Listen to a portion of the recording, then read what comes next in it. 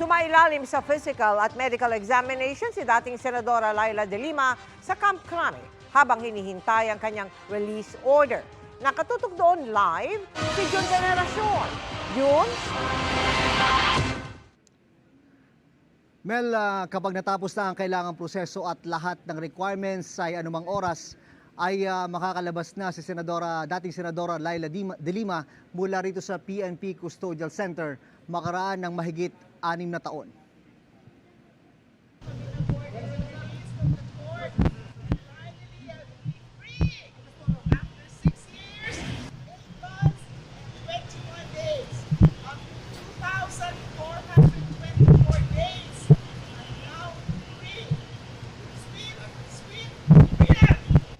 Alas 4 ng hapon na makabalik sa Camp Crame mula Muntinlupa City, si dating Senador Laila De Lima. Kailangan lang maproseso ang ilang dokumento kabilang ang official copy ng release order mula sa korte na dapat makuha ng PNP.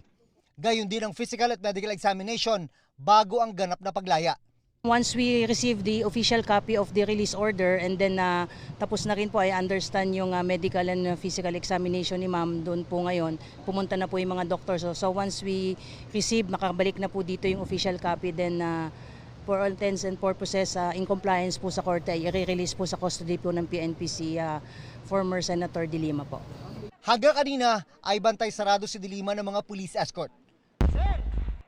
Kabilang sa pinagdaanan ni De Lima habang nakapiit, ang pagka-hostage sa kanya ng isang inmate habang nasa PNP Custodial Center noong nakarang taon.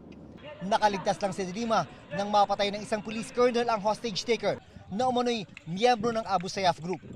May hawak pong improvised na kutsilyo, nakatutok sa dibdib niya, gaganyan-ganyan. Kaya pagkatapos noon ay meron pong hematoma yung kanyang dibdib.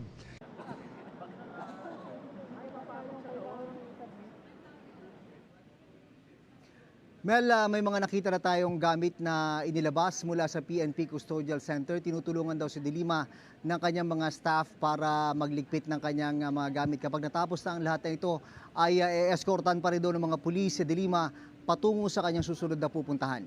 Mel? Maraming salamat sa iyo, Jun Veneracion.